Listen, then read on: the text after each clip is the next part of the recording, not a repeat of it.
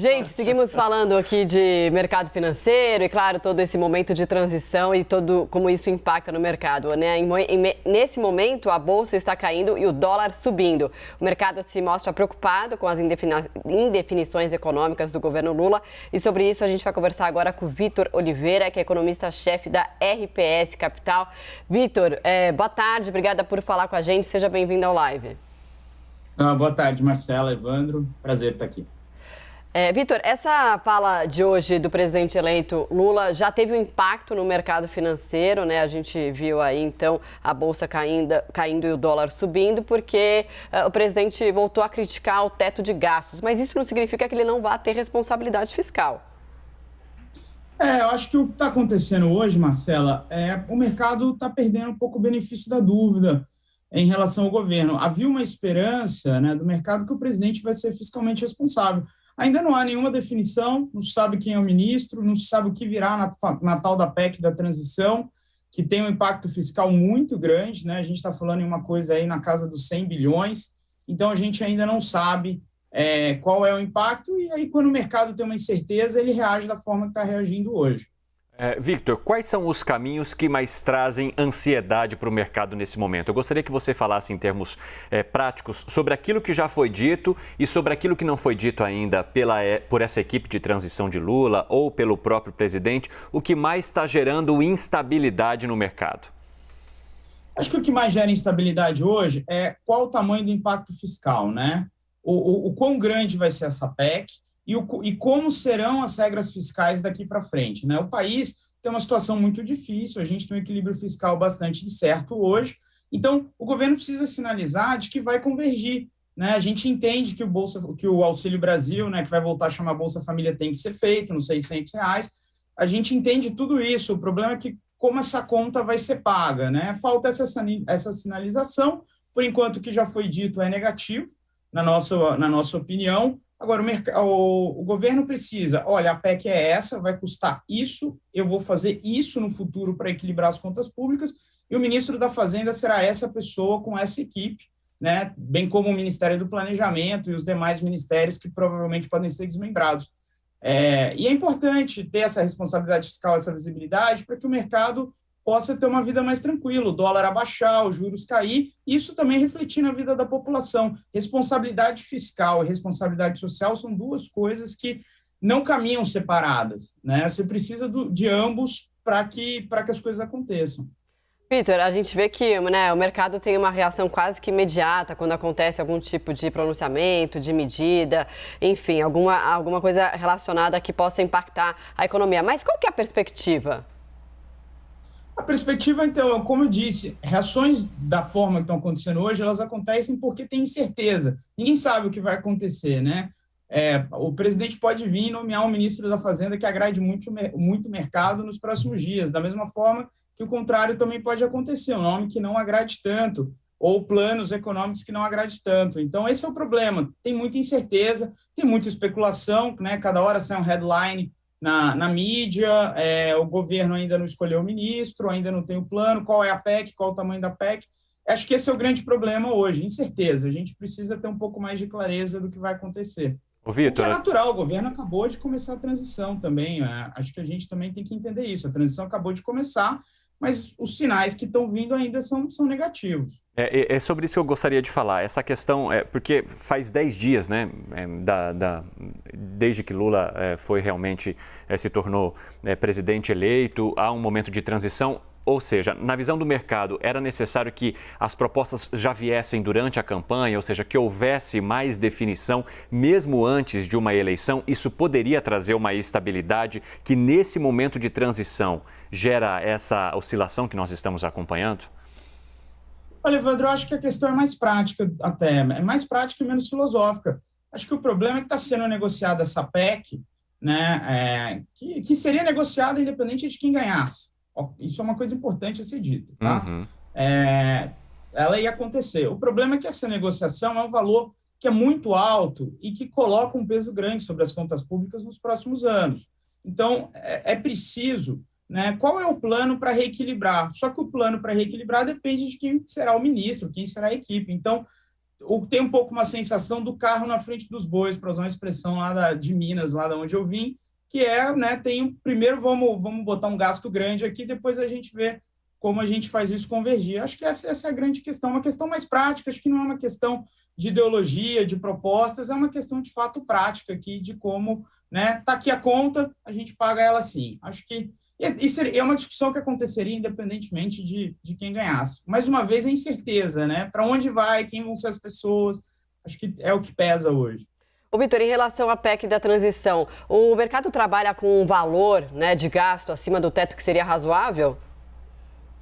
Olha, um valor razoável, tá? Como que você chega no valor razoável? Você quer ver, né? Você vê como que a dívida vai convergir, a dívida do governo converge ao longo dos anos, isso depende de vários parâmetros, de juros, crescimento, tem muita incerteza sobre isso. Fazendo um cenário otimista, né, o máximo que daria para ter, sendo que o país vai crescer bem, os juros vão cair, seria algo no limite em torno de 150 bilhões, mas isso com um cenário otimista. O valor seguro seria fazer o que já está prometido.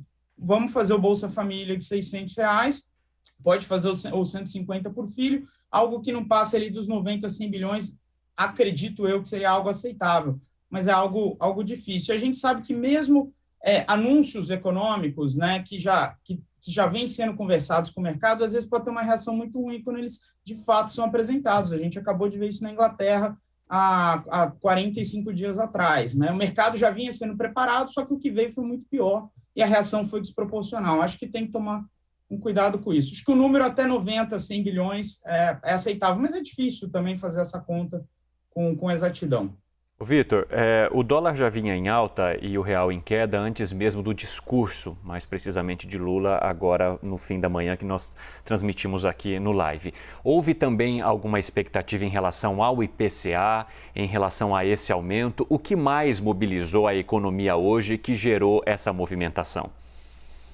Bom, o mercado já abriu um pouco estressado, né, desde as 9 horas, quando abrem os futuros aqui no Brasil, em parte porque ontem já teve declarações ruins de pessoas da transição ligadas ao próximo governo, no sentido de que o Bolsa Família poderia ser retirado do teto, né? Então, você abriria um espaço fiscal ali na casa de 100 bilhões dentro do teto, além do que você vai gastar fora do teto, que vai estar em torno de 170 bilhões. Isso já amanheceu, deixando o mercado um pouco mais preocupado, tá? A gente já via preocupação fiscal piorando desde ontem à noite, desde ontem final do dia. O IPCA, acho que foi um dado relativamente importante, né? Não foi tão ruim no qualitativo, mas não é para usar uma expressão do mercado, não é o driver, não é o que está por trás do movimento de hoje. O mercado já vem, nos últimos 2 dias, mais preocupado, principalmente com essas declarações de tirar coisa do teto, do tamanho do waiver, né, que é essa permissão para gastar. Então, já vinha um estresse. E aí o estresse aumentou um pouco mais. O discurso do presidente Lula, o mercado já estava muito ruim ali no momento do discurso, piorou marginalmente. Não foi o discurso que desencadeou, a gente já vinha no dia aí de estresse. Vitor, agora tentando olhar pelo outro lado, né? Quando você traz esse investimento, né, em forma de benefícios sociais que atinjam a camada mais pobre da população, não tem também um efeito positivo na economia? Olha, o mercado não é contra isso. Eu acho que, inclusive, tem uma narrativa completamente errada. O mercado é a favor, sim, do social. Eu acho que sim, como eu falei, dá para fazer o aumento do Auxílio Brasil, dá para voltar ao Farmácia Popular, que são programas importantes, são extremamente legítimos. Tá? Fica aqui a minha defesa no Bolsa Família, é um programa eficiente, você dá o dinheiro na mão da pessoa, a pessoa tem liberdade para gastar naquilo que for melhor para ela. É um bom programa, precisa de ajustes, os ajustes que até que o PT está colocando são importantes, na minha opinião, mas o problema é o além, né? Então tem aí mais 100 bilhões de gastos, né? A gente não tem problema nenhum com o social, o problema são os outros 100 bilhões aí, como você paga isso? Porque no final você pode ter uma tendência, como a gente já viu no Brasil há alguns anos atrás, de que a dívida nunca vai convergir, a inflação sobe, prejudica os mais pobres, o câmbio sobe, prejudica os mais pobres também, né? O mercado financeiro ele não é uma entidade autônoma, né, dos banqueiros, capitalistas ou coisa do tipo. Ele reflete a economia. Então, se o câmbio voa a 6,50, o trigo fica caro, o pãozinho fica caro, o preço do alimento sobe, o combustível sobe, né? O mercado não pune, o mercado simplesmente reflete o que está na economia. Então, mais uma vez, o fiscal, o social é extremamente importante, tem espaço, dá para fazer, sim, os R$ 600, dá para fazer o farmácia popular, programas legítimos que comprovadamente geram um excelente benefício social. O Bolsa Família foi um programa fantástico, aí tem vários estudos falando disso. O problema é o resto, né? E como vai pagar a conta. E, Vitor, eu quero saber de você quais são os reflexos que vocês esperam até o fim dessa transição. Há expectativas mais otimistas ou pessimistas para esse momento em que sai um governo e entra outro?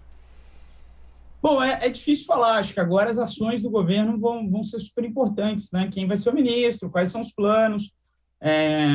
A gente vem de um país aí que não tem tido um bom desempenho econômico na margem, mas tem um problema fiscal muito grande. Teve a questão do corte dos impostos, que tem um impacto bastante grande sobre a economia, tanto do lado de eficiência econômica quanto do lado fiscal, que também é bastante importante, né? Tem a questão dos estados, do corte dos impostos, do ICMS.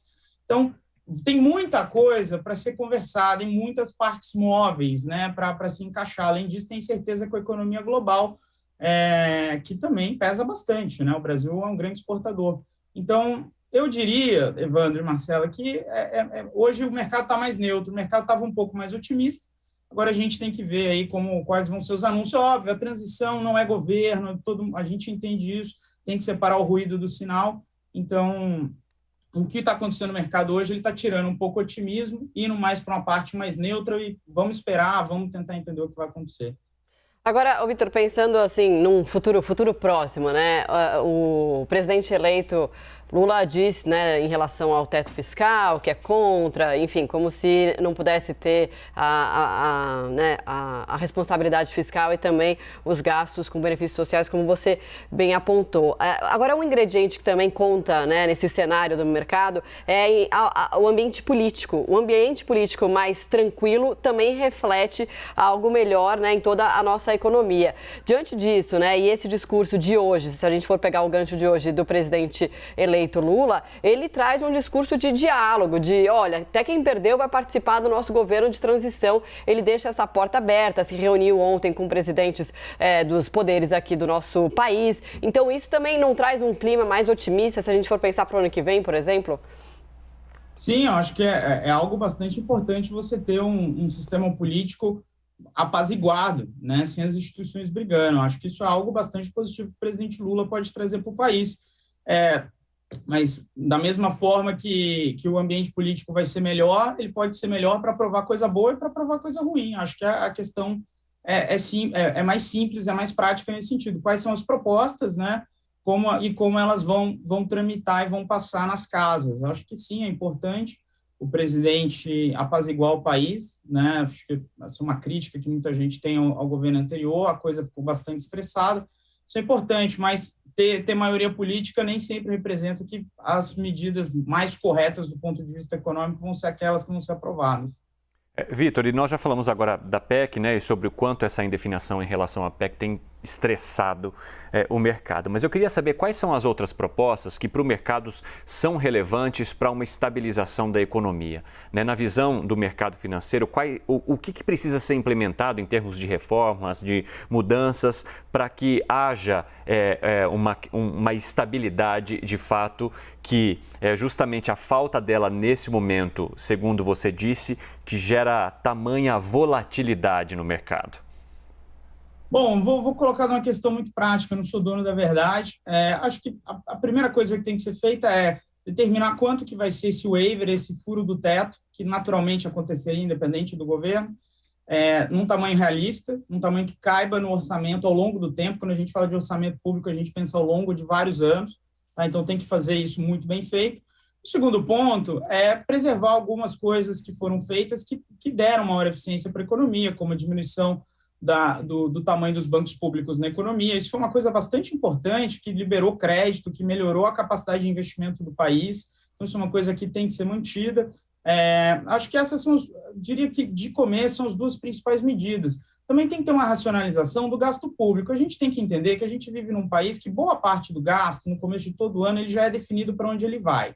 E nem sempre é o gasto mais eficiente. Gasta-se muito com funcionalismo público, gasta-se muito com com medidas, né? Você tem pouca manobra em gastos de saúde e educação, às vezes você quer fazer um gasto na mesma área mais eficiente e não consegue.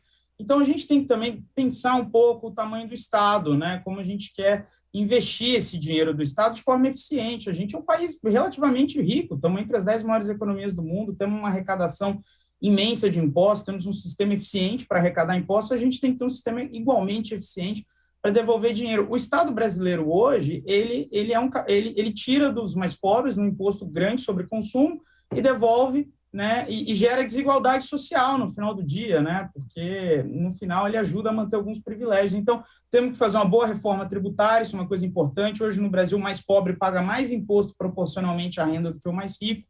Isso é algo importante, fazer uma reforma que melhore a vida, deixe eficiente, pobre pagando menos imposto, empresa pagando impostos mais simplificados, né? As grandes empresas no Brasil hoje gastam mais de 100 dias, às vezes, aí se somar as horas para descobrir o que tem que pagar de imposto. Então, são as reformas. Pode fazer o waiver, ele cabe num tamanho realista, com um plano de como estabilizar as contas do governo e deixar o governo mais eficiente e a tributação também. Acho que esse seria assim, um bom plano de como fazer as coisas. Óbvio que tem as nuances e afins, mas eu acho que é um bom plano. Muito bem, a gente conversou com o Vitor Oliveira, economista-chefe da RPS Capital. Vitor, muito obrigada pela entrevista e até uma próxima. Obrigado, pessoal. Boa tarde. Boa tarde.